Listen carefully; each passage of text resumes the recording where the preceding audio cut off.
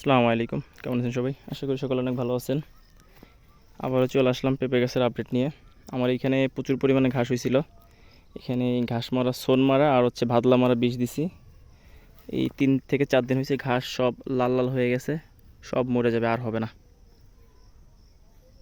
আর হবে না। এই যে আপনাদের দেখাই পেঁপের সাইজ, পেঁপে বেশ বড় হয়ে গেছে। আশা করি কুরবানির ঈদ অথবা ঈদের কিছুদিন পর পরই কিছু সেল দিতে পারবো। সব গাছে বড় হয় নাই, কিছু কিছু গাছে বড় হচ্ছে, কিছু কিছু গাছ ছোটো। মাশাআল্লাহ সব গাছে ফলন চলে আসছে, কিন্তু যে পরিমাণে ঘাস, আশা করি মরে যাবে, থাকবে না। কিন্তু গোড়ায় দেই নাই, গোড়া থেকে 1.5 ফিট দূর দিয়ে সার ঘাস দিয়ে বিষ দেওয়া হয়েছে, সবই মরে যাবে আশা করি। আর গাছের কি অবস্থা হয় আপনাদের জানাবো, এই বিষের কারণে যদি কোনো ক্ষতি হয় তাও আপনাদের জানাবো। আমি না জানানো পর্যন্ত বিষ দিয়েন না, আপনারা যদি কেউ দিতে চান।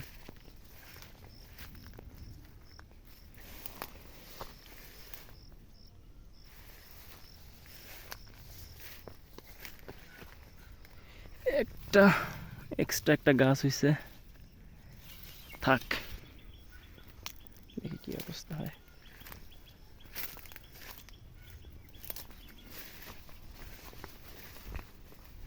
একটা লম্বাটে পেঁপে,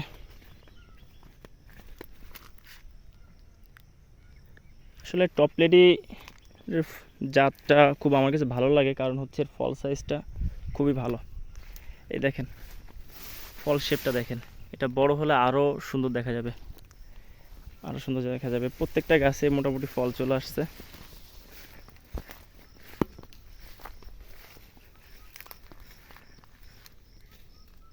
দেখেন গাছের গাছের কালারও মাশাআল্লাহ খুব ভালো। আমি রেগুলার স্প্রে করি না, আপনার 20 দিন 25 দিন পর পর অথবা 15 দিন পর পর যখনই মনে করি যে স্প্রে দিলে ভালো হবে। কিন্তু আপনার ছত্রাকটা আর ব্রণটা আমি 10 দিন পর পর দিচ্ছি।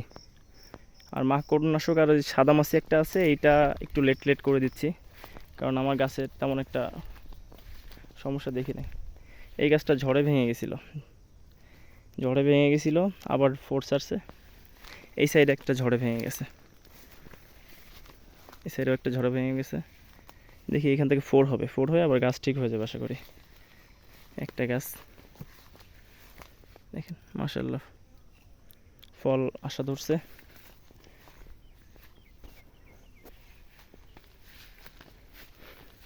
প্রত্যেকটা গাছে ফল আসছে, দেখেন।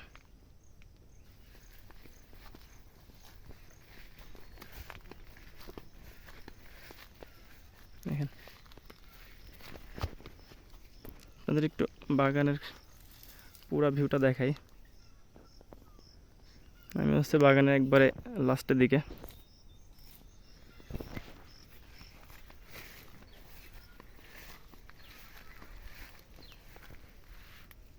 দেখেন এই সাইডে ঘাস যেগুলো মরবে তো মরবে, আর যা না মরলে সব আমি সাইড থেকে নিড়াই দিব।